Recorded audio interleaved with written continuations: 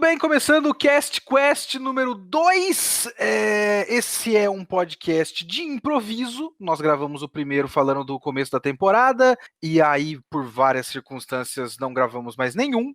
Então eu tô aqui experimentando ideias.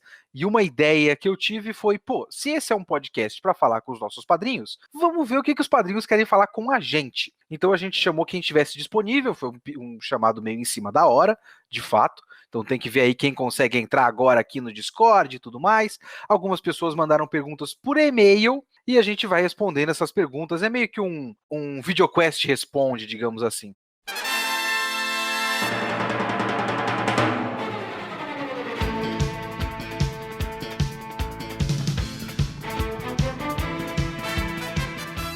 Eu estou aqui com o Caneda. Opa! É o meu irmão Danilo. Como vai, senhor? Estamos aí. Vai bem. Tô melhorando a gripe aí, mas estamos seguindo em frente. Pensei que a essa altura você estava dormindo já. Você que tem essa agenda de velho. Dorme 7 horas da noite. Isso, obrigado. Não, pior que eu tava mesmo deitado. Vai incomodar ninguém na casa, não? Pode gravar? Não, tá de boa. Eu vou começar aqui pelas perguntas que mandaram pra gente por e-mail. A gente recebeu 3 aqui dos nossos padrinhos. A primeira foi o Luca. Todo mundo que participa do grupo do Telegram lembra bem do Luca, que participava bastante e se afastou um pouco por conta de, acho que, prova de faculdade. E faz tempo que não fala com a gente. Mas mandou e-mail e eu sabia que ele ia perguntar disso. E ele foi bem simples. Falou: Oi, Kitsune, aqui é o Luca. Lembra de mim? Sim. O que acha de Ashita no Joe? Danilo, você viu alguma coisa de Ashita no Joe? Não, eu conheço, né? Mas não li, não assisti nada. É que eu curto muito o Hajime no Ippo e é bem inspirado em Ashita no Joe, acredito, né? Tem algumas inspirações ali do que a Ashita no Joe criou, né? Então eu fico curioso para ver, até porque eu sou muito fã do gênero do esporte, né? Mas eu tenho essa falha de caráter aí de não ter acompanhado nada. Eu só corrigi a minha falha de caráter recentemente também, que a Ashita no Joe é um desses mangás que eu tava eternamente começando a ler, aí eu lia até um certo ponto, aí eu tinha que ler outra coisa e parava, aí eu voltava e falava: o que tá acontecendo aqui nesse mangá? Eu leio depois. Demorei muito, aí eu parei pra ler e tal. Mas assim, eu vou dizer que eu tenho certa curiosidade por Hajime no Ippo, de certa forma, pra saber até onde vai a influência. Boa, porque a gente pode trocar essas experiências, porque Hajime no Ippo eu li bastante. Porque assim, pelo pouco que eu vejo por aí, Hajime no Ippo é muito mais um mangá de esporte do que Ashita no Joe. Hajime no Ippo é tipo treinamento, campeonato não é, né? Tipo treinamento, luta, competição, o cenário esportivo e tudo mais, né? Sim, tem essa pegada, mas tem o desenvolvimento do caráter do Ippo, né? Que ele cresce como pessoa, né? Ele, de um garoto tímido, mostra uma pessoa determinada a continuar no esporte e aí ele vira um grande atleta de verdade, né? Então tem essa transformação dele e dos amigos à volta dele. Agora, o Ashita no Joe, acho que era mais uma coisa de senso crítico da situação econômica da época, né? Então o peso é um pouquinho diferente, né? Enquanto o Ippo, ele lutava por conhecimento próprio, né? O Joey, ele lutava para sobrevivência mesmo. Então, tem um pouco de... O Ashita no Joe tem duas coisas muito fortes, né? Que são, primeiro... Um dia vai ter um VideoQuest, gente, então eu não vou me aprofundar tanto. Mas primeiro tem um conflito de classes muito grande, e o que o Joe representa nesse conflito de classes, mas também o personagem do Joe e a personalidade obsessiva dele e autodestrutiva. Então eu fico achando que o Hajime no Ippo não deve ser tão influenciado por Ashita no Joe diretamente, é um chute, né? Não diretamente, e mais por mangás de esporte em geral, porque eu vejo o Hajime no Ippo de longe, assim, como uma história realmente de determinação, me parece. Ele é mais tradicional, né? Ele é mais do que a gente conhece hoje por anime e mangá de esporte, né? Aquela história focada em determinação, em treinamento, em exemplos, né? Superação. Exatamente, a superação física e mental, né? Mas o que me atraía mais no Hajime no Ippo é a consistência técnica do boxe. É levar o boxe da maneira mais fiel possível para quem curte boxe mesmo. Você vê o movimento, o momento do contra-ataque, você tinha explicações em texto do porquê o Ippo tinha que se comportar em determinada luta, por que ele tinha que recuar, por que ele tinha que avançar e colar no corpo do adversário. Então, o Ippo, para mim, ele era mais um mangá para conhecer mais o esporte e ficar por dentro dessas táticas de luta do que desenvolvimento de história, de personagem, porque no final das contas era um pouco clichê, né? Tanto é que a história avança pra caramba e o Ippo não tem o desenrolar romântico que poderia ter com uma menininha. Os personagens meio que não mudam muito ao avançar da história. É focado mais em luta, técnica e estratégias do próximo adversário. Eu tenho a sensação que, comparativamente, a Ashita no Joe é bem menos técnico. E você falou uma coisa que me fez pensar aqui, você falou em superação física e mental. Eu acho isso curioso no Ashita no Joe, porque a Ashita no Joe tem muito de superação física, tem muito de superação mental, mas nenhuma das duas coisas é uma coisa boa em Ashita no Joe, sabia? A superação física do Joe, e às vezes até o quanto ele se força mentalmente para se superar, são coisas negativas, são coisas destrutivas, não são coisas que levam ele... Ah, mas isso é normal do esporte. Mas é que isso é o centro da história da Ashita no Joe. É que o Ashita no Joe ele deve ter uma carga social maior, então isso impacta mais na história. Agora, você vê mangá de esporte aí que o cara, ele prefere jogar com o pé quebrado do que deixar o time na mão, entendeu? Puta, mas não é isso não, cara. De verdade, o Ashita no Joe é realmente uma jornada de autodestruição. Não é uma coisa... Não existe, pelo menos na minha maneira de ver, não existe beleza ou exemplo que se tire positivo das coisas que o Joe faz ao longo da história. Quando ele se supera, é uma coisa... Toda vez que ele se supera pra uma luta, é você vendo que ele tá cada vez mais afundando e isso não é bom pra ele. É uma história muito mais trágica do que o que eu conheço normalmente. Sei lá, até o Sakuragi no fim do Slandunk, o tipo de coisa que ele faz é um sacrifício bonito, de certa forma. Isso, exato. No Ashita no Joe não existe sacrifício bonito, da minha maneira de ver, sabe? Então, mesmo que o Ashita no Joe seja bem mais antigo que boa parte dos animes e mangás de esporte, vendo pelo tipo de coisa que se costumou fazer ao longo da história, Ashita no Joe é muito diferente. Me dá, pelo menos assim, do pouco que eu conheço de coisa de esporte, porque eu não sou... O que me desperta bastante o interesse, porque realmente é uma visão diferente do que é o costume de hoje, né? Então, eu acho o Ashita no Joe foda por causa disso, assim. Ele já era diferente muito antes das outras coisas existirem, sabe? Mas eu também não acho que isso seja uma qualidade per se. Isso é uma qualidade em Ashita no Joe porque Ashita no Joe é ótimo. Eu acho que os clichês usuais do mangá de esporte, eu já vi muitas vezes sendo usados de maneiras maravilhosas e criando histórias muito boas, assim. Os clichês per se não são ruins. Eu gosto de clichê de mangá de esporte, sabe? Que eu não tenho tanto costume de ver ou ler, mas eu gosto de clichê de mangá de esporte. Eu gosto da equipe se superando, eu gosto do momento de clímax de uma partida ou de uma luta. Eu gosto pra caralho, assim. É que eu acho que o Ashita no Joe é diferente e isso é uma qualidade em Ashita no Joe. Então nós podemos pensar que Ashita no Joe não é de um mangá de esporte, ele é uma obra... Ele é um drama. Sobre o tema, ele é um drama com uma ambientação no esporte. É uma maneira de ver. Né? Isso é legal. Até porque, como eu disse, eu não acho o Ashita no Joe muito técnico. Tem certas coisas que acontecem em Ashita no Joe que eu não sou um grande conhecedor do esporte do boxe, apesar de assistir um pouquinho, eu sou mais do MMA, mas eu olho assim e falo... Esse cara não pode estar fazendo isso. Isso é contra a regra. Ele não pode dar impulso. Ele não pode pular com a corda pra cima do maluco. Isso é uma coisa que acontece em Ashita no Joe. É verdade. É absolutamente maluco. E é completamente fora do que o esporte permite. Mas é da hora demais, assim. Porque é absurdo e é, de certa forma, horrível também, sabe? Uhum.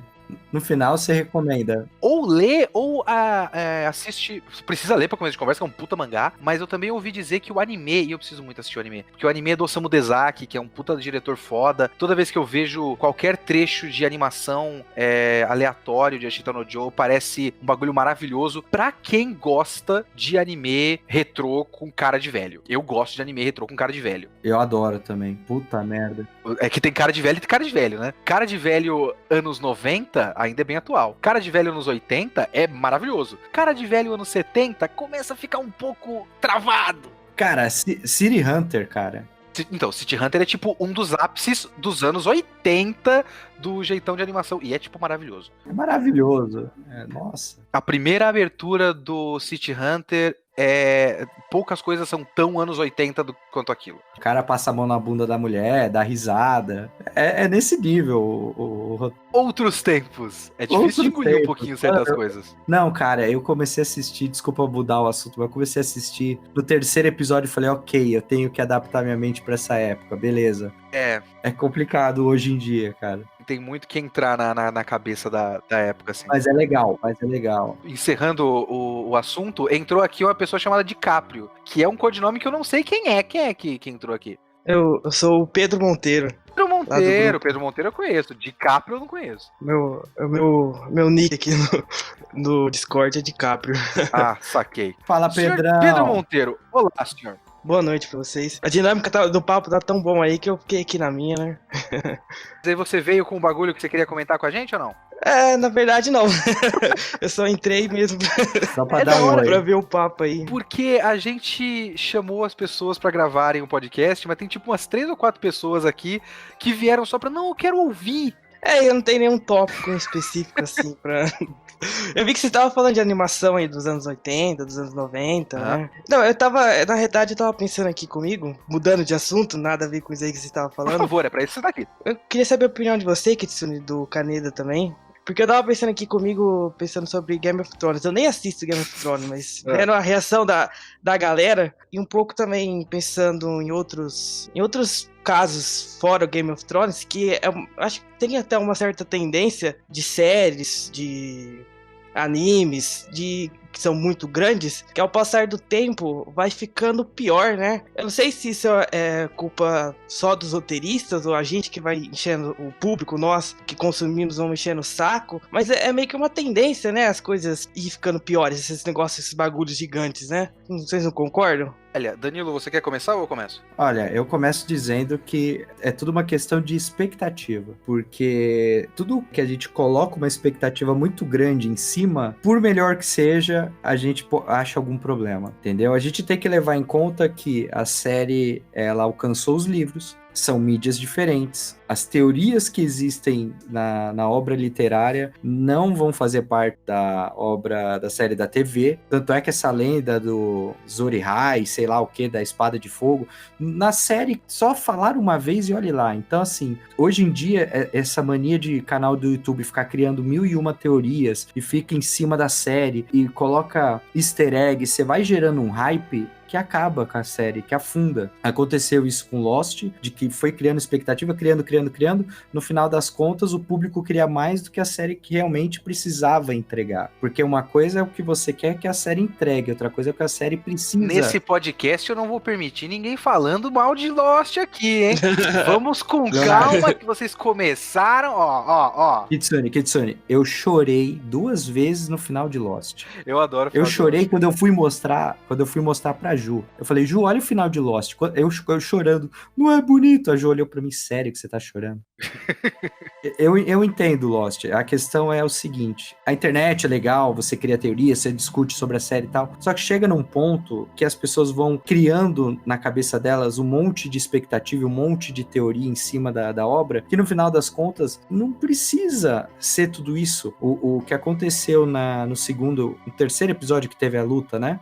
Isso. Ok, é plausível que a luta dure um episódio só, por porque precisa resolver isso logo, afinal estamos na última temporada, e se fosse esticar mais episódios, porra, ia matar um monte de gente, ia ser o fim do mundo. Então, assim, o peso das consequências que a série construiu, no final das contas, acabou se perdendo, por conta dessa distância do livro com a série de TV. Então, o meu ponto de vista é o hype do público que é o culpado. Nem tanto a série. A série tem seus defeitos? Tem suas falhas aqui e ali, personagens que mudam de personalidade nessa última temporada. Realmente ficou esquisito. Tanto a Daenerys quanto a Cersei. Ficou esquisito a mudança delas, do nada. Cersei tá uma vilã bruxa de filme da Disney a essa altura, né? Não, e a Daenerys, ela era a rainha salvadora, ela era amiga de todo mundo, aí chega no último episódio, ela tá com invejinha de todo mundo, olhando torto, querendo impor, sabe? Então, assim, percebe-se alguns erros da série, ok, mas não vai ser igual ao livro, não tem como. Aí, no caso, vocês estão falando de Game of Thrones, mas e o Kaneda levantou a questão do hype, mas assim, falando no geral, assim, não só de Game of Thrones, o hype realmente, em outros casos, digamos assim, é o top 1 problemas de coisas que são grandes e vão ficando pior? Será que é o principal motivo das coisas, dessa tendência, às vezes, de coisas muito grandes e ficando pior? Por exemplo, Naruto. Essa questão que o Danilo levantou de hype e tudo mais tem um pouco a ver com o que eu ia falar. Porque eu acho que tem parte disso e parte de como quem produz a história trabalha essa questão. Porque existe séries longas, histórias longas, internamente, né, uma história só, e existe a questão de franquias que se estendem por muito tempo, que são coisas ligeiramente diferentes, mas às vezes o problema acaba sendo muito parecido, porque coisas que passam muito tempo, histórias muito longas, elas só se sustentam tão longas assim porque tem gente lendo ou assistindo. Então você tem um número muito grande de seguidores, e os seguidores, as pessoas que estão acompanhando aquela história há tanto tempo, vão criando uma série de tanto expectativas quanto hábitos, digamos assim. Falou então, tudo. Se eu tô vendo Naruto, eu quero que aconteça no episódio dessa semana de Naruto coisas que acontecem em Naruto, sabe? Então eu preciso... Exemplo bobo que eu tô dando aqui, viu, gente? Mas eu preciso que por exemplo, eu preciso que o Naruto diga Datebayo. Então precisa ter o momento do Datebayo, digamos assim. Eu acho que isso acontece... Eu falei um pouco disso na minha review do Dragon Ball Super Broly, que eu acho que essas expectativas e esses hábitos precisam ser trabalhados muito bem, porque às vezes você pode acabar apenas dando o que você sabe que o público vai querer. Então, uma história de Dragon Ball Z, precisa ter umas 2 ou 3 cenas de transformação em Super Saiyajin, porque você precisa desse momento. Precisa que o Goku lute. O filme do Dragon Ball Super Broly, por exemplo, precisou fazer com que o Goku lutasse, mesmo que a história não peça que o Goku lute. Mas isso é uma expectativa do público. Então o cara vai lá e atende. Agora, histórias que não são só franquias que precisam ficar repetindo iterações, assim, não é tipo um Super Sentai ou um Doctor Who da vida, que tem versões diferentes e você vai criando esses hábitos para alimentar esses hábitos e expectativas. Histórias muito longas podem cair um pouco nisso também, mas eu acho que tem um pouco só da maneira como o público vê, e às vezes eu acho que o público não quer acompanhar muito a mudança da história, porque se o roteirista é bom, vamos pegar o One Piece, por exemplo. É um ótimo roteirista. Ele sabe o que ele tá fazendo. Só que, eu não sei se o One Piece é o melhor exemplo, mas eu comecei com esse exemplo, então eu vou continuar com esse exemplo. A pessoa vai acompanhando e vai criando certas expectativas porque ela quer que aconteça. Se a história não efetivamente responder a essas expectativas, a pessoa pode acabar considerando que ela tá pior, sendo que ela não tá pior. Ela só não é o que a pessoa quer, porque não é o que ela veio vendo ao longo dos tempos. Isso pode ser usado de argumento para um lado e para outro. Por exemplo, alguém pode pegar exatamente o que eu falei e aplicar para Shingeki no Kyojin e falar que a série mudou e eu é que não tô querendo acompanhar. Mas enfim, são coisas que acontecem. Eu posso estar errado quanto a Shingeki no Kyojin. A história mudou e continua boa e eu só não quero o que a história quer, o que a história está sendo agora. Mas com histórias muito longas tem sempre muito isso, eu acho. Tem um equilíbrio entre a expectativa de quem tá vendo, o hábito de quem tá vendo, o que a pessoa quer ver porque ela sempre viu,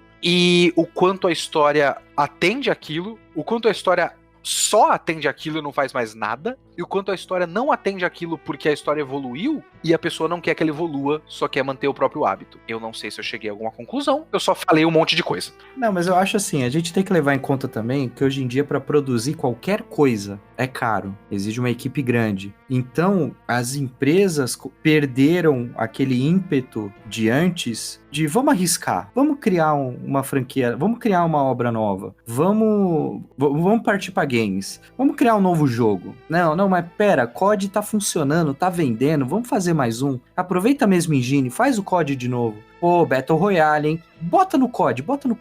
Então, assim, eu vejo tanto na indústria de filmes, os atores fazendo sempre o mesmo tipo de filme, The Rock sempre é o mesmo personagem em todos os filmes, o The Rock é o The Rock em todo filme, eu vou ver o The Rock sempre, e o Tom Cruise, qualquer filme deles eu tô lá assistindo, porque são eles, né? Mas é o mesmo estilo de filme.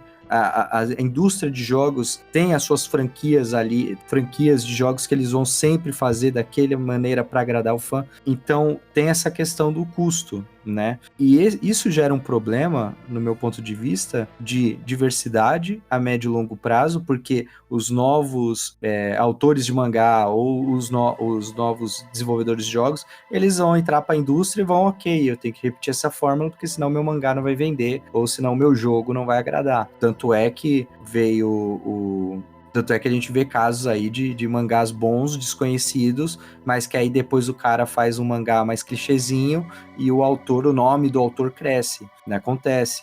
Isso é um exemplo bom, porque isso é exatamente o que aconteceu mais ou menos exatamente, mais ou menos é foda. Com o cara do Soul Eater, porque Exato. O Soul Eater é um mangá muito diferentão, e aí ele foi lá e fez o Fairy Tail dele depois, que é o Fire Force. A questão do custo da indústria para desenvolver uma obra pode tirar o ímpeto, né, tanto da indústria quanto do autor de fazer algo diferente. Mas quem faz, coloca o seu nome na história. Você pega o Slandunk. Por que o Slandunk é foda? Porque ele acabou no auge. Porque o próprio autor viu que, ok, eu não consigo melhorar mais do que isso. O meu mangá tá perfeito aqui. Porra, o público quer mais. Põe o Sakuragi depois na universidade. Cara, a história é essa. Essa é a minha mensagem. Sou dessa opinião também. Não tinha que ter mais Slandunk. Tinha que ser até ali. Então, exatamente. Eu sou dessa. O pessoal fala de remake. Pô, deviam fazer o remake do Chrono Trigger. Remake do Final Fantasy. Cara, aquele jogo é aquele jogo. O peso daquele jogo é para aquela época. Acabou. Ah, mas eu quero que o novo público sinta aquilo. Então você vai jogar aquele jogo daquela época e vai ter que botar sua cabeça naquela... Entendeu? É igual a gente comentou no início do cast do City Hunter. Pô, City Hunter é legal, é divertido e tal, mas, cara, você vai olhar o roteiro com a cabeça de hoje, mano, isso que é machista pra caralho. Mas naquela época, era tudo levado no humor, até as mulheres zoavam os caras e ficavam um zoando o outro, e a coisa ia brincando e levando a série. Então, City Hunter tem o peso dele daquela época, você hoje você tem que adaptar a sua cabeça para aquela época, e ok. O autor, quando ele tem essa plena consciência do que ele vai fazer, ele não vai ouvir o fã. Ele não vai, eu tenho que deixar o Jon Snow vivo porque as menininhas suspiram. Foda-se, se eu preciso que esse personagem morra pra história ir pro ponto que eu quero, ele vai morrer. E é isso que que a série tá pecando em fazer. Não, sobre essa questão aí que você estava falando, quando um autor faz uma obra de sucesso e logo depois ele faz um mangá genérico, o pessoal vai e julga bastante. Também acontece com obras grandes, tem a sua fase de ouro, e aí a história piora e aí entra meio naquela frase lá do Batman Cavaleiro das Trevas, né? Ou você morre herói ou você vive o suficiente para se transformar no vilão. Então, esse julgamento do público, às vezes, é muito forte. Acho que tinha que ter... acho que o ideal é como o Kaneda falou. Uma obra como Slandunk, que o autor tem o tato e que ele soube administrar e desenvolver e encerrar. O ideal, no mundo ideal, funcionaria desse jeito. Pressões, né, cara? Tem muitas pressões. Tipo, eu não sei como é que esse cara conseguiu terminar esse mangá tão cedo, sinceramente. Então, mas aí também tem o caso dos mangás e animes que começam bem, que tem suas fases boas e que depois desanda. Mas eu acho que ainda assim o julgamento por essas obras, com o público padrão, o público geral, é muito forte, porque por no final ser ruim, parece que a obra é ruim. Eu acho isso um pouco injusto. Eu acho que isso tem um pouco também de a gente tentar entender o que a gente tá dizendo que é ruim, sabe? O Naruto, por exemplo, é um que eu considerava muito consistente tematicamente, e aí o final ruim, ele é ruim porque quebra a consistência temática. E isso faz a série estragar pra mim, porque o que ele construiu foi esquecido. Agora, por exemplo, o Soul Eater. Soul Eater não exatamente quebra nada do que a história construiu. Ele só é um final sem graça pra uma série que era qualquer coisa menos sem graça. Então eu não acho que o final sem graça estraga a série. Ele só não tá à altura do que era antes. São conceitos, são ideias diferentes. Mas eu acho que sempre tem que a gente entender o quanto a gente tá julgando o que a gente quer que a história seja e o quanto a gente tá julgando o que a história quer ser. Porque, por exemplo, Lost. Eu nunca assisti Lost. Eu tô falando por comentários que eu vi. Você vai dizer que é perfeito, não vai? É isso que você vai dizer? Não. Desculpa, é o contrário. Porque O quê? pelo que eu vejo na internet, a pessoa fala, nossa, Lost é muito ruim, o final é muito ruim. Isso é porque as pessoas na internet são idiotas. É isso que eu tô falando, isso que eu acho que é um julgamento errado. Que ele pega, talvez, a última temporada, mas aí eles acham que a última temporada é a série toda e julga a série pela última temporada. Isso que eu acho que não é bacana. É muito aquilo que vocês já falaram, né? Que o pessoal quer descobrir os mistérios. Depois que descobriu os mistérios, depois que descobriu os detalhes práticos do plot ali, do enredo, parece que quando é pra desenvolver personagem, quando é algo mais pessoal, o pessoal fica meio desanimado. Ah, não quero ver. O público geral tem uma sina por mistérios. A maior é que ele vê que os mistérios se resolveram, e se resolveram talvez de um jeito que não era como eles esperavam, aí todo o resto meio que é cancelado. As pessoas querem informação. E o mistério é você bloquear a informação. Então, se a pessoa quer saber o que é aquilo, você bloqueia e fala, você vai saber depois. E aí a pessoa vai ficar até o fim porque ela quer saber aquilo. É só o que as pessoas querem. As pessoas querem acumular informação. É um bagulho que eu venho brigando faz tempo aí nas internets. Eu realmente não gosto desse tipo de abordagem, mas é bastante comum. Mas esse ponto que você tocou, o público quer os mistérios e quer tentar descobrir os mistérios. A gente aqui em casa, a gente adora série policial. Adora. Um episódio de 45 minutos leva 1h10 pra gente ver. Porque a cada cena a gente pausa, discute, cria teoria e tal. E o que você falou é verdade. O episódio que em 5 minutos a gente descobre o final e chega no final é aquilo que a gente descobriu, puta, a gente fica puto demais. A gente fica muito puto. Fala, caramba, a gente descobriu o final em 5 minutos. E a série gira e a gente, não, mas é aquilo, cara. Aí chega no final, realmente a gente acertou. Aí, caramba, que bosta de episódio. Porque é exatamente isso que você falou. Nós queremos um mistério. E no final das contas, nós queremos ser surpreendidos. Então, mas eu acho que quando você vai pegar pra julgar, você tem que fazer uma análise completa. Você tem que ver todos os elementos e falar, ok, falhou em X, mas em Y funcionou. Então, às vezes, a pessoa olha só pra X e o X não agradou. Só que aí, se tiver um olhar mais amplo, vai conseguir fazer uma análise um pouco mais imparcial, um pouco mais precisa, né? Acho que vai muito por isso, porque se a pessoa tá muito ali fechada no que ela quer ver, e aí descobre aquilo lá que ela quer ver, meio que acabou a magia, acabou o encanto, né? E acho que às vezes é questão de você abrir um pouco mais os horizontes e enxergar outras questões que estavam acontecendo ali, que muitas vezes acontece, né? O que a gente tava falando sobre você entender o que a série quer e não o que você quer que ela seja, né? Mas já estamos nesse assunto faz muito tempo. A gente tem que dar uma chance pra Fernanda, que tá aqui o tempo todo, e o Discord tá sabotando ela, o que eu apoio, porque ela ia reclamar do final de Lost. Então é bom que ela tenha ficado mutada pelo Discord. Mas agora ela pode falar, mas não pode falar mal do final de Lost. Oi, Fernanda, será que vai ouvir agora? Oh, Fernanda, muito obrigado pela sua presença. Pague a sua mensalidade do Padrinho em dia. Oi, Fernanda, tudo bom? Mas, Fernanda, você veio aqui só para falar do final de Lost ou você tem outras coisas que você queria falar com a gente no VideoQuest?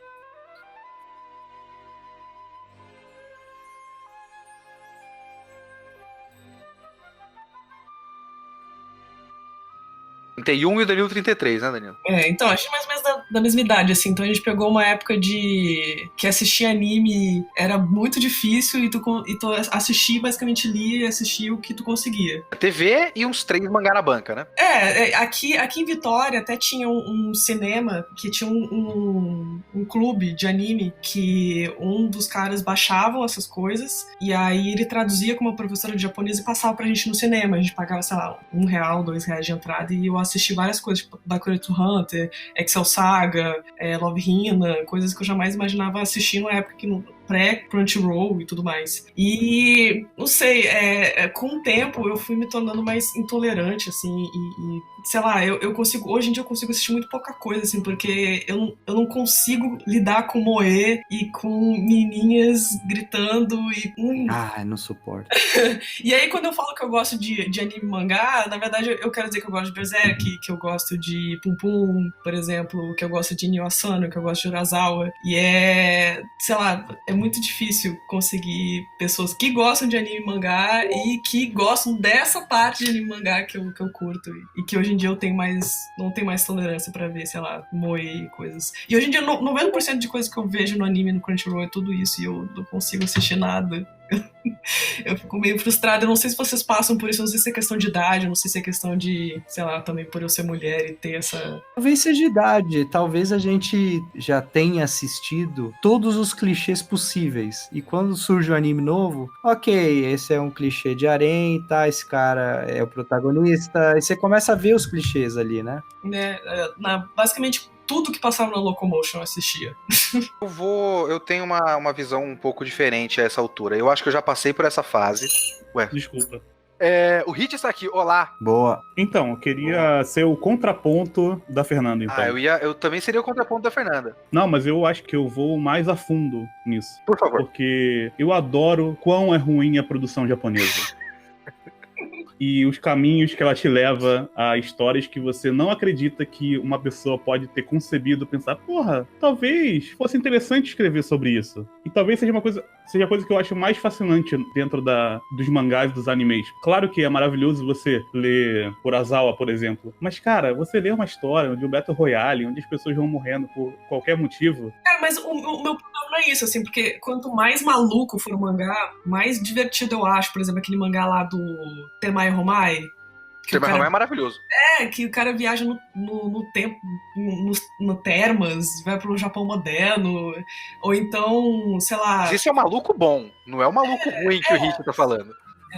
Mas, na verdade, meu problema mais especificamente é com moe, assim, é com meninas gemendo, peitos balançando quando a menina tá parada, por exemplo.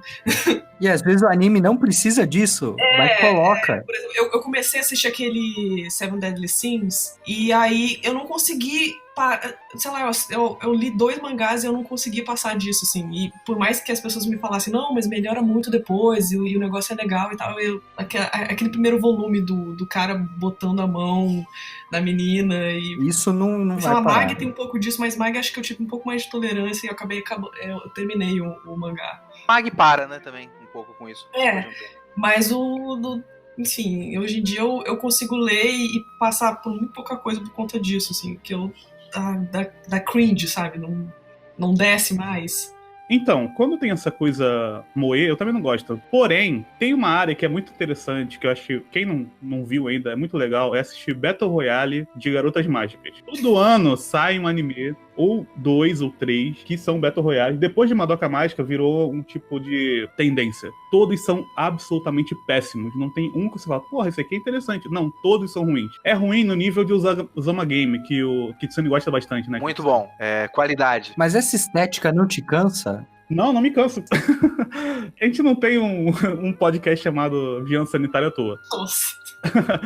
Porém, eu acho interessante quando a obra é muito, muito, muito ruim e mesmo assim ela tem popularidade. Eu acho um fenômeno muito interessante, de certa forma. Só fico triste. Não, eu não fico triste. Depende, tipo, se for o Natsu no Taizai, que ela citou, eu realmente fico chateado porque o Battle Shonen, ele tem um problema em si nesse lance, né? Eu não gosto, por exemplo, da mensagem super positiva que ele tem, no geral, o Battle Shonen tem. Eu não gosto muito dessa mensagem que todos eles passam, como se você se esforçar muito, você vai conseguir tudo na sua vida, e isso para um japonês deve ser muito complicado, porque ele trabalha até morrer. No fim, ele não chega lá. Mas pra ele chega lá. Eu acho que não.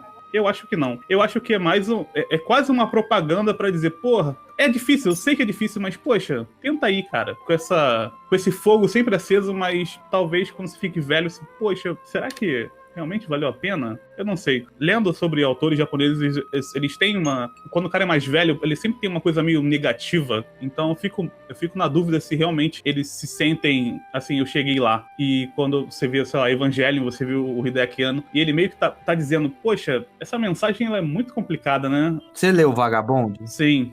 Cara, é o extremo oposto. É uma mensagem de autoconhecimento, de evolução, de você entender que você faz parte do mundo e você tem que tirar um pouco da sua individualidade, do seu ego, pelo bem da comunidade e ajudar as pessoas ao lado. E descobrir o que é realmente ser forte e como isso pode ajudar as pessoas à sua volta, né? Então, eu acho que é mais uma questão de autor para autor mesmo, né?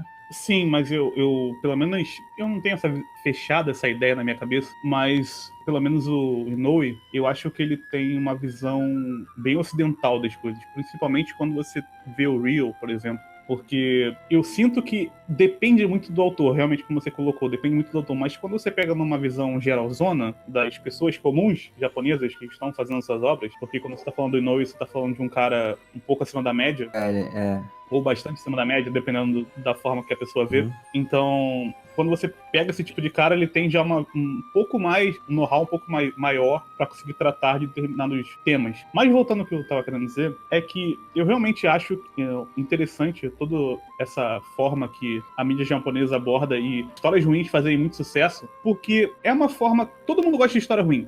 Todo mundo gosta. Porém, a forma que as coisas que fazem sucesso lá, talvez se elas fossem trazidas pra cá, elas não fariam exatamente o mesmo sucesso que fazem lá. Até o Crunchyroll, às vezes, ele coloca os animes fazem sucesso no Japão e fazem sucesso aqui. Você vê que as listas, elas não são exatamente iguais, elas são diferentes. Os japoneses têm uma particularidade no gosto deles. E eu acho isso muito legal, sinceramente. Eu acho muito engraçado como histórias muito, muito ruins, você olha pra aquilo, você olha pra Tanuyushi e você fala, como isso faz sucesso? E é engraçado. Eu não sei por que eu acho engraçado, mas eu acho engraçado. E isso eu tô falando de anime. Se você for pra mangá, o buraco é muito mais embaixo. Porque a gente não vê boa parte da produção, né? Hoje a gente tem acesso a boa parte dos animes que saem, porque o Crunchyroll, dos 25, digamos assim, pega 15, o resto não importa tanto assim, e algum vai pra outro lugar e tem Netflix. Então a gente vê boa parte dos animes. Mangá a gente não vê, né? Mangá tem muita coisa. Toda revista tem uns 25 mangá e a gente conhece 3 ou 4, sabe? Só a Jump que a gente conhece bastante.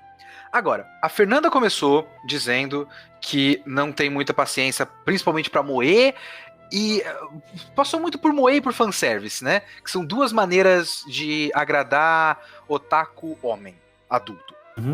Então tem isso. Eu acho que isso é importante e eu tô com ela em metade. Porque o fanservice do peito balançando realmente é um bagulho que eu tenho muita preguiça. Na Natsu no Taizai eu não consigo.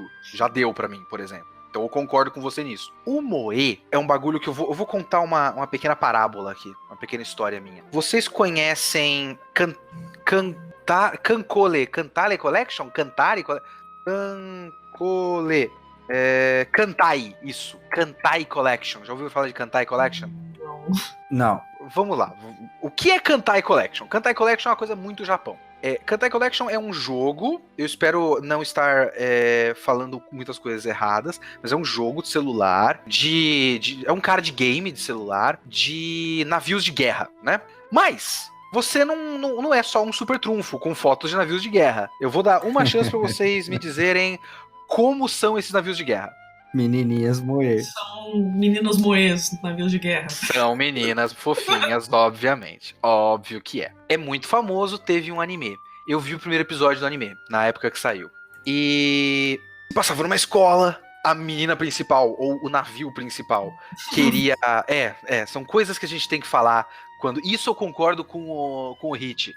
A gente tem chance de falar essas frases. O navio principal queria agradar a senpai da escola. Você entende como é mágico isso? Mas não é isso que eu quero dizer. A menina queria agradar a senpai na escola, não sei o que, e aí tem um ataque à escola, não sei exatamente o que acontece lá, e aí tem toda uma cena de batalha, tem um dos navios, eu acho que era um navio de guerra japonês muito famoso, se pá era o próprio Yamato, e aí, por ela ser um navio japonês, ela também é representada por uma menina vestida de sacerdotisa, sabe aquele kimono branco com calça vermelha? Da menina da Sailor Mart? Sim. Então, a menina era isso, se eu não me engano ela faz aquele arco e flecha, ela solta a flecha vira helicóptero, porque ela é um navio.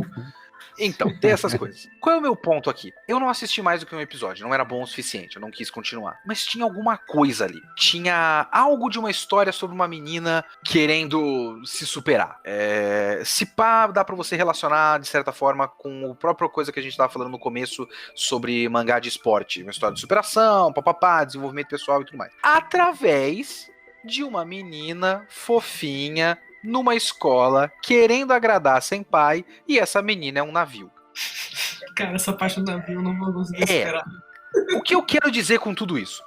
Fazer um paralelo com outra coisa que não tem nada a ver. Hoje eu trabalho com quadrinho de herói. A maior parte dos heróis, pouquíssimos deles precisam do uniforme que eles usam. O Homem de Ferro precisa porque o poder dele é a porra da armadura. O Capitão América precisa porque ele é um homem bandeira. Quase nenhum outro precisa. O Wolverine não precisa da roupa amarela dele. O Gavião Arqueiro não precisa da roupa roxa dele. Ele pode estar, assim como recentemente ele está, de calça e camiseta. Seria exatamente a mesma coisa. Mas é uma coisa que existe na indústria. É uma coisa que existe na mídia. Você meio que aceita. Esse uniforme do Wolverine é legal, ele não precisa usar, mas é assim. Então, quando você tá assistindo anime ou lendo mangá, às vezes você meio que tem que aceitar que as coisas são desse jeito. Tipo, grandes histórias de esporte dos mangás. Poucas delas são sobre carreira no esporte. Hajime no Ippo Ashita no Joe mas... Eu me lembrei de Keijo agora. Keijo, por exemplo, é uma dessas coisas que você precisa aceitar que existe. Tipo, boa parte dessas histórias de esporte se passa na porra de uma escola, porque isso é a cultura japonesa, e a cultura japonesa, tipo, os caras realmente acreditam que a única parte boa da vida deles é a escola, então eles vão ficar voltando pra memória da escola eternamente. Então você tem que aceitar que se você quer se você gosta do estilo da arte, você gosta da narrativa, você gosta da estética, você gosta da qualidade da animação, você gosta desse tipo de coisa, e você gosta de esporte, você gosta de história sobre superação, garra e trabalho em equipe, você meio que tem que aceitar que essa história vai ser contada através de colegiais num campeonato interescolar, e não através de adultos num campeonato nacional. Então eu meio que cheguei num ponto que a história da menina fofinha, eu tenho que passar por cima disso. Hoje eu tô vendo Hitoribochi. Eu recomendo pra todo mundo. Eu amo de paixão Hitoribochi. De verdade. É simplesmente maravilhoso. É uma história sobre uma menina com ansiedade e ela não consegue... Ansiedade, tipo, provavelmente clínica. E ela colocou na cabeça dela que ela vai ser amiga de todo mundo na escola e ela tem uma dificuldade patológica de falar com pessoas. Então é uma história sobre ansiedade, uma história sobre problemas psicológicos, uma história sobre superação de problemas psicológicos através da amizade e de pessoas que entendem os seus problemas. E isso é contado através de uma menina bonitinha, com amigas bonitinhas, numa escola bonitinha, com música bonitinha, com uniforme de colegial. Eu meio que aceito, sabe? Isso é o que é. Mas aí a gente tem os próprios limites. Por exemplo, eu não tenho muita paciência pra shonen com um grupo secreto e todo mundo tem um uniforme bonito. Seraph of the End, Shingeki no Kyojin, Blue Exorcist... Essas coisas, eu tô um pouco cansado com o grupo cool, com o uniforme cool, sabe? Esse é um clichê que eu não tenho paciência.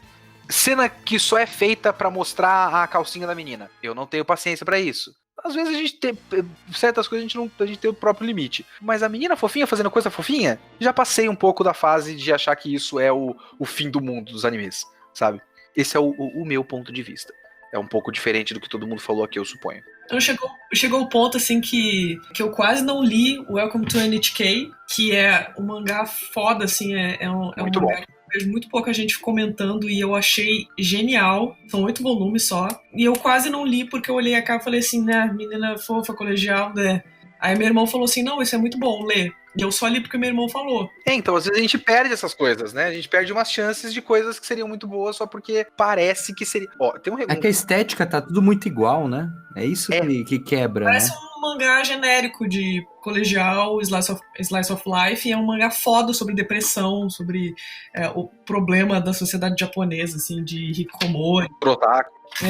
Pra anime, eu tenho uma regra do primeiro episódio. Se o primeiro episódio não vendeu, eu não assisto, não tem jeito. Eu desisto fácil no primeiro episódio também. Mas então, o lance do moe, você não tem como fugir muito disso, porque é a forma que vários animes vão mostrar. Por exemplo, a piada de calcinha em Lúcifer e o Martelo. Se você não vencer isso, se você ler o primeiro capítulo, tu vai ficar, porra, mais uma história, né? Mas quando se você persiste no mangá, você vai ver que não é só isso. E acaba que muitas histórias você tem que relevar algumas coisas pra poder chegar pra ter recompensa, né? Muitas histórias acabam tendo o payoff lá no fim, porque você persistiu. O problema é que depois de um tempo, você não tem mais saco. Ah, cara, essa história pode ser muito legal, mas eu não tenho mais paciência pra isso. Uhum. Nesse sentido dessas piadinhas. E o moe, ele é um mundo muito grande. Ele tem essa coisa, né? Você vai assistir desde histórias como menininhas super detetives até, sei lá, Yuru Camp, que são meninas indo na montanha pra fazer acampamento. E são histórias completamente diferentes. E a forma como que aborda essas meninas bonitinhas é completamente diferente. Então, é difícil você olhar pra um pôster e, caraca, mais uma história de menininhas, né? Deve ser aquele fanservice do início ao fim. Que eu acho até complicado você chamar isso de fanservice. Mas quando você tem que olhar pra cada coisa e tem que avaliar cada coisa, aí entra muito no que o Kaneda falou do primeiro episódio. Eu tenho a regra do primeiro episódio pra qualquer tipo de mídia, até pra séries e tal. E se você não me entregou no primeiro episódio, me desculpa, eu não vou continuar. Quer dizer, eu vou continuar se for muito ruim. Isso aqui tem potencial pra ser muito ruim, posso continuar. Mas se for uma coisa qualquer, não sei se vale muito a pena continuar acompanhando essa história pra talvez no episódio 14 melhorar. Nossa, isso é uma coisa que me faz não conseguir assistir Madoka Mágica até hoje. Porque o primeiro episódio é aquele típico anime de menina colegial, fofinha, e só tem aquele comecinho de teaser, assim, e eu não consegui passar do segundo episódio até hoje. E eu sei que é bom, só que vai ficar bom, sei lá, no meio do negócio. Então, na real, Madoka Mágica tem o lendário terceiro episódio. Então, se você insistir em mais um... Ah, tá, então só... Ok. Porque me falaram que, tipo, vou ter que chegar na metade pra começar a ficar bom o negócio. Vou ter que assistir 7 episódios, tolerar esse negócio aqui, até ter, sei lá, as meninas começarem a morrer.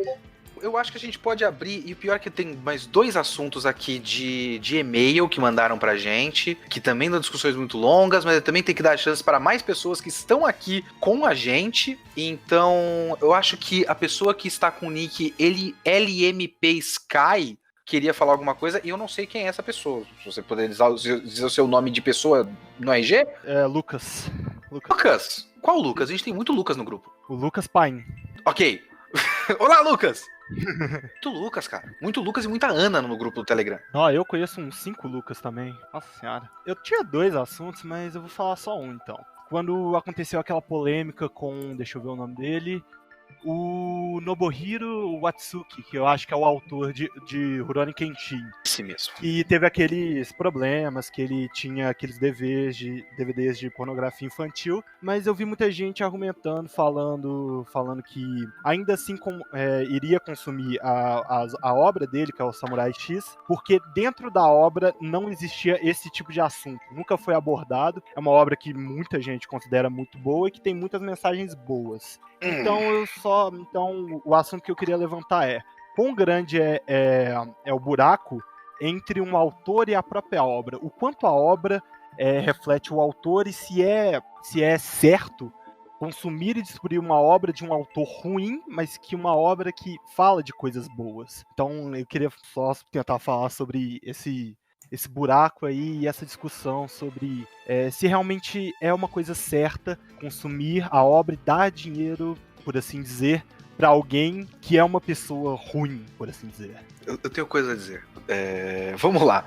O caso do Atsuki é muito triste pra mim. Lógico que, né, vamos colocar as coisas em perspectiva. O caso do Atsuki é muito mais triste para as crianças que foram filmadas na porra do DVD. Então, exato. A minha tristeza de eu gostava do cara e agora não posso gostar mais é muito irrelevante aqui. Mas é disso que estamos falando no momento. Então, só para colocar as coisas em perspectiva. Meu caso com o Atsuki é muito, muito triste, porque o Kenshin foi o meu primeiro mangá preferido. O Danilo, se vocês não sabem, o Danilo é o meu irmão. Você é o meu irmão, não é? Olá, oi. Sou. O Danilo é o meu irmão. Isso é verdade, viu? Quando as pessoas são irmãos, assim, tem uma época da vida que elas moram juntas. Não sei se vocês estão ligados disso. Em alguns casos. Né? Infelizmente, né? Acontece, né? A gente tinha a coleção do Kenshin, a primeira coleção da JBC, o Meio Tanco. A gente desenhava muito, né? E o Kenshin era um mangá. Eu acho que o Danilo, ele tinha até um bagulho de... A gente queria uma referência de uma pose de um cara com a espada cortando de frente. Aí o Danilo falava, edição 13, abre no meio. Edição 14, abre no começo. Caraca. O Danilo tinha isso. Aí a gente fala, não, é aqui mesmo. Aí a gente via a pose e fazia referência e tal. A gente gostava pra caralho do Kenshin. E aí eu trabalhei na JBC, trabalhei na segunda edição do negócio. Tive muito orgulho de trabalhar na segunda edição do negócio. O cara foi na JBC um dia, eu conheci esse homem pessoalmente. Eu olhei na cara desse homem e falei em inglês pra ver se ele entendia. Sou um grande fã de você. Eu não tive essa chance de falar isso pra ninguém na minha vida. Eu só conheci outra mangaka na minha vida, que foi a mulher do Termai Homai. Eu não sou fã da mulher do Termai Homai, apesar dela ser um ótimo mangá e um dos melhores seres humanos que existe, a Maria Masaki. Mas eu falei pra ele, então eu fico realmente muito triste com isso. Eu também era muito fã do Louis C.K. Eu não sei se vocês lembram do caso do Louis C.K. Sim. Comediante stand-up. Assediavam mulheres, né? Isso. O Louis C.K., no caso, por exemplo, ele era um cara que chamava outras comediantes pro quarto de hotel dele pra fazer uma conversa normal. Aí ele trancava a porta e obrigava a mulher a ficar assistindo ele batendo punheta. É o tipo de coisa que ele fazia. Então, sujeito escroto, né? A questão é, Louis C.K., meio que inegavelmente, é a porra de um gênio da comédia. O cara é muito, muito bom. Mas por que ele era um gênio da comédia? O que ele fazia com o stand-up dele, eu vou chegar num ponto aqui, eu tô fazendo um grande desvio, mas eu vou chegar num ponto, eu juro.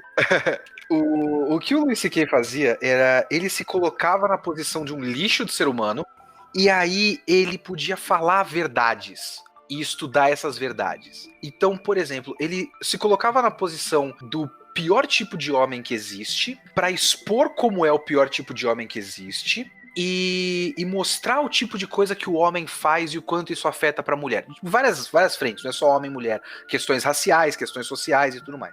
E ele realmente estudava isso. Ele realmente dizia coisas muito positivas, diretamente sobre esse assunto, né? Tem até uma piada dele que ele falava que como é que eu acho uma loucura uma mulher sair com um homem e no primeiro encontro ir pro hotel com ele pra transar com o cara. Porque a causa número 1 de morte pro homem é o ataque cardíaco. A causa número 1 de morte pra mulher é o homem. Então é uma loucura a mulher fazer isso. Então ele estudava essas questões. Isso era interessante. Até você ver que não era só a imagem que ele fazia para o show. Ele era isso. Em parte, né? A gente não conhece ele por inteiro, mas enfim, as evidências e os relatos dizem que ele era exatamente aquilo que ele dizia que era errado. Então, meio que a pessoa real e as coisas que ele fazia na vida real acabam, no caso do Louis C.K., invalidando a verdade do show dele. E eu não sou o tipo de pessoa que fala, mas é só pra comédia, é só uma piada. O stand-up, ele é muito mais, inclusive, relacionado com o nosso mundo real do que um filme que cria uma situação fictícia. É realmente uma pessoa, sem personagem, com o nome real, comentando o mundo real. Então, esse é um caso que eu acho que eu não consigo mais ver coisas do Louis C.K., porque eu não vejo mais verdade no que ele tá falando. O caso do Atsuki, a minha abordagem é, Samurai X tem muito pouco a ver com isso. Só tem talvez o caso da Misao, que acaba casando com o Aoshi, mas ela tinha tipo 16 anos quando casa com ele, alguma coisa assim, no fim. Spoiler, se vocês não leram Samurai X, inclusive. Tem muito pouco a ver. O que não quer dizer que eu vou bater palma pro cara e falar isso aí, foda-se, tudo, pode fazer o que você quiser. Eu não quero mais saber de nada que esse cara faça. Eu tava lendo o novo mangá do Kenshin porque eu sou um idiota, e era uma merda, inclusive. Gostaria muito que ele tivesse sido cancelado depois desses casos. Não foi. A pena no Japão foi instituída muito recentemente, então ela é muito branda. Ele pagou lá uma multa, sei lá o quê. Já tá trabalhando de novo. Continuam dando espaço pra ele. Não vou ser eu que vou continuar consumindo coisas que ele faça, batendo palminha. Eu tinha a vontade de fazer um videoquest do Samurai X. A vontade tá quase zero hoje, apesar de eu ter muita coisa pra falar de Samurai X. Então eu não quero mais saber. Mas eu não tenho como simplesmente apagar o fato de que por muito tempo ele era o meu mangá preferido. E eu legitimamente achar ele bom. Até as partes que as pessoas não gostam, tipo post-Shishio no mangá, não tô falando anime, eu acho bom. Eu vejo muitas coisas. Eu não tenho como apagar isso, isso é uma coisa que eu já vivi. Eu já acho isso. O mangá não mudou. Ele não tá alterando o mangá. Ele tá fazendo um mangá novo merda do Kenshin. Mas ele não tá alterando o mangá que existiu antes e que eu gostei. Então, a relação é difícil, mas a essa altura eu quero mais que esse cara se foda. E gostaria muito que ele tivesse pagado como se paga no Ocidente, por exemplo, com penas piores. Pra quem paga, né? Enfim, ele também é um cara muito rico, talvez não pagasse tanto assim. Mas enfim, essa é a minha visão sobre o Watsuki. Puxa, isso é muito complicado também, porque muita gente que eu gostava, admirava também, foram aparecendo casos de, por exemplo, o Woody Allen, aí aquele Kevin Space, Johnny Depp. Ah, sim. Sei lá, eu também acabei descobrindo que o Lovecraft era extremamente racista, preconceituoso. Tu vai descobrindo a vida do cara, que vai... Tipo, eu gosto muito da obra, mas nem sempre a pessoa que faz aquela obra fantástica é uma pessoa fantástica. Né? Cada vez mais eu vou descobrindo que é o contrário, às vezes. Acho que o Monteiro Lobato também era meio... um cara muito bom, não? Então, tem sempre a questão, nesses casos, por exemplo, do Lovecraft e do Monteiro Lobato, só aqueles casos, por exemplo, do Tintin, os quadrinhos do Tintin.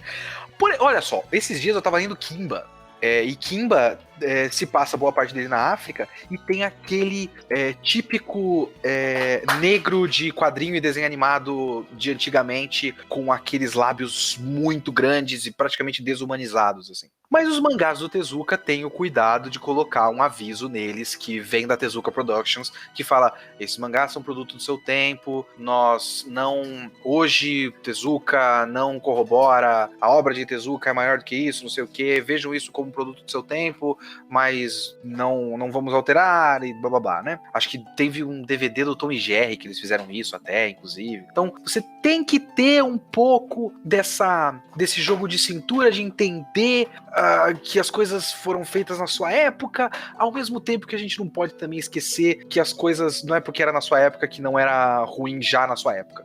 Porque o Monteiro Lobato racista era quando? Quanto tempo depois da abolição da escravidão no Brasil era o Monteiro Lobato racista, e o quanto ele não estava só reforçando o discurso de uma classe dominante que não queria que aquela situação estivesse daquele jeito, com negros com tanta liberdade quanto eles tinham naquela época, estavam começando a ter. Então a gente não pode só esquecer que, não, naquela época tava tudo bem. Tava tudo bem pra quem tava tudo bem. Sempre foi ruim pra quem sempre foi ruim. Então é difícil, é complicado. Eu tava lendo recentemente algo sobre isso, que hoje, como a gente tem um acesso muito rápido e muito abrangente da informação, teoricamente a gente vai perder essa coisa que a gente tem em relação aos heróis, né? Antigamente você não sabia o que essas pessoas faziam. Você tinha apenas o que a grande mídia te mostrava. Então era muito mais fácil você mascarar um tipo de vida que a pessoa tinha. Eu vi um filme recentemente sobre a esposa, que conta a história de uma mulher que o cara ganhou, não é Pulitzer, Foi Nobel. Isso, ganhou Nobel porque ele era muito bom, mas no fim descobriram que ele, na verdade, ele não era ele que escrevia, era a mulher. E ele vai ganhando todos os louros sobre isso, e no fim você descobre que na verdade não foi ele, foi a mulher que fez. Também eu vi um filme do Big Eyes, que era basicamente isso, a mulher que pintava as coisas. Eu acho que esse movimento de perder essa referência do super-homem, ele vai cada vez ficar maior. Eu não sei onde a gente vai chegar com isso, de que a gente vai conseguir fazer uma grande reflexão de que a obra é uma coisa e quem fez é outra coisa, ou se a gente vai querer que essas pessoas que fizeram obras maravilhosas sejam pessoas maravilhosas e a pessoa viva uma grande mentira na sua vida. Ela não consiga ser mais quem ela realmente era antes do sucesso. Porque é inegável que, por mais que essas pessoas sejam pessoas terríveis, elas fizeram grandes obras. Às vezes, tem coisas que você olha assim, como o caso do Atsuki, e você fica, porra, pedofilia, pá, uma coisa muito complicada, e você olhar pra obra de novo e pensar, poxa, foi um pedófilo que escreveu isso aqui. Só que ao mesmo tempo isso é limitar a pessoa a um problema que ela tem ou alguma coisa de errado que ela fez. Então eu não tenho essa visão fechada na minha cabeça de que até que ponto as coisas ruins que a pessoa faz devem ser uma influência dentro da obra que ela fez. O Kitsune falou com o cara, falou que era mega fã, e aí já cria uma abstração maior da obra com o autor, né? Mas quando você olha só para a obra em si, sem aquela existência imanente, um ser ali, você só olhando para a obra, eu não sei se eu consigo dizer que tá, essa pessoa fez tal coisa. Mas, ao mesmo tempo, quando você descobre as coisas, você também tem essa dificuldade de olhar pra essa mesma obra e dizer, poxa, ela é boa pra caramba, mas a pessoa que fez isso é uma pessoa ruim. Então, será que eu posso gostar disso? Eu tenho esse direito de gostar disso? Entra muito nessa parada, né? Será que eu tenho direito de gostar depois que eu descubro as coisas? Será que eu continuo com esse direito? Eu acho que você continua com esse direito. Até que ponto, o que isso diz sobre você mesmo, né? Quando você pensa sobre isso, né? Sim, porque tem toda uma grande... Sempre que uma pessoa muito grande, muito famosa erra, vem uma coisa muito forte por cima. Quanto mais poderes você tem, o Homem-Aranha, né? Quanto mais poderes tem, mais responsabilidade, né? Muito foi te dado, mas também quando é tirado também é muito. Mas, ao mesmo tempo, isso suja a pessoa, mas eu não sei se ela deveria sujar a obra do cara ao mesmo tempo. E ao mesmo tempo é difícil de você não sujar a obra, porque você vai continuar dando dinheiro pra esse cara. E eu não quero mais dar dinheiro pra esse cara, mas o que ele fez antes é muito bom. É por isso que eu falo. Diga. Desculpa. É por isso que eu fiz a relação, por exemplo, com o Louis C.K., porque eu acho que a gente tem que medir um pouco o quanto a pessoa informa a obra. O Louis C.K., a obra dele era a opinião dele. Então, e a opinião dele era sobre esse tipo de assunto. Ele era o contrário do que ele dizia. E o stand-up tem uma comunicação muito grande entre a pessoa, a ideia, a ideologia e o texto per se. O Kenshin é um pouco diferente. Teve recentemente, acho que o caso daquele maluco, que eu acho que era o diretor do anime do MMA Junkie, MMO Junkie, não é isso?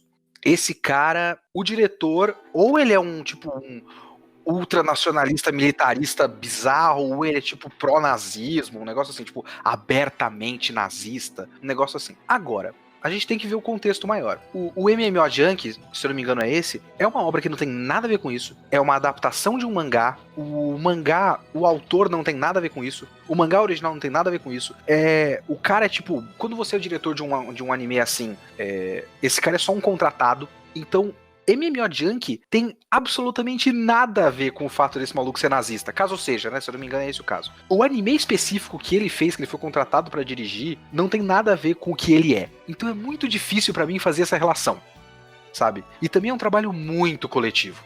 Por mais que existam os assistentes no mangá, o mangá costuma ser uma obra um pouco mais autoral. Samurai X é mais uma obra do Watsuki do que uma obra da Jump.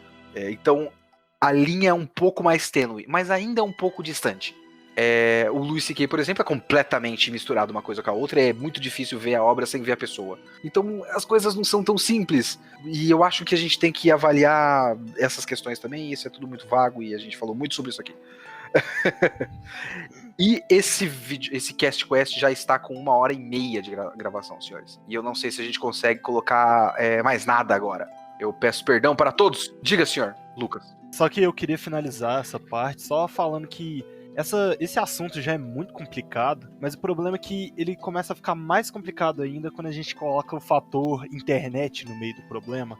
Porque quando você tem internet, você tem várias pessoas dando opinião sobre várias coisas. E você começa a ter várias verdades e várias mentiras, vários pontos de vista de um mesmo problema. Então eu vou dar o exemplo do X. Eu não sei se muita gente aqui acompanha trap e rap. XXX Sensação?